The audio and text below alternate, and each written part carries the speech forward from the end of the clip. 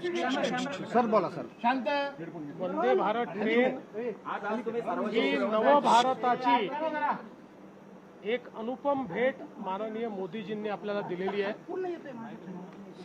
जगातल्या विकसित राष्ट्रांमध्ये जशा ट्रेन आहेत तशा प्रकारची ही वंदे भारत ट्रेन आहे.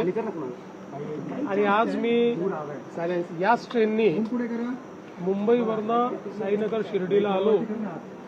अतिशय उत्तम प्रवास झाला. खूप चांगला अनुभव होता. अनेक लोकांची भेटी झाल्या. रस्त्यामध्ये फाईल्सचं काम देखील करता आलं.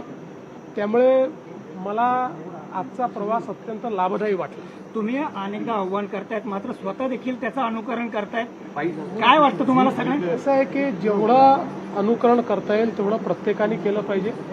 माझाही हा प्रयत्न आहे की जिथे जिथे शक्य आहे त्या त्या ठिकाणी आपण माननीय प्रधानमंत्री मोदयांनी जे काही आव्हान केलं आहे त्या आव्हानानुरूप आपण काम करावं. कारण आपण केलं तर लोकांना देखील करण्याची एक इच्छा तयार होते. तोच माझा प्रयत्न आहे. भक्ती पाठोपाठ कुठेतरी ग्रामीण भागामध्ये पेट्रोल डिझेल मिळत नाहीये, रांगा लागत आहेत आणि कुठेतरी या संदर्भात मी कालच सगळ्या जिल्हाधिकाऱ्यांना आणि विभागीय आयुक्तांना सूचना केलेल्या आहेत.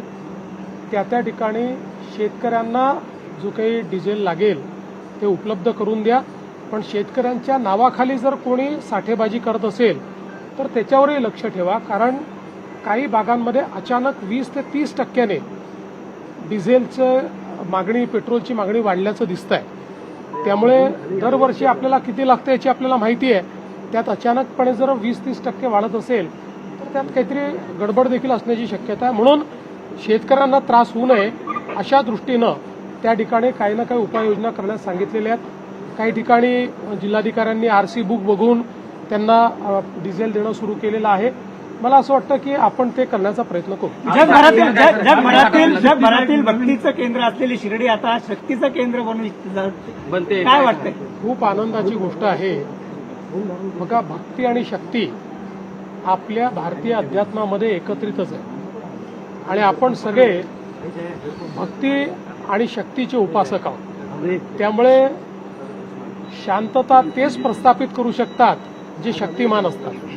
दुर्बल व्यक्ती कधी शांतता प्रस्थापित करू शकत नाही. त्यामुळे आपण जर शक्तिमान असलो तर आपण जगाला साईंचा श्रद्धा आणि सबुरीचा संदेश शिकवू शकतो.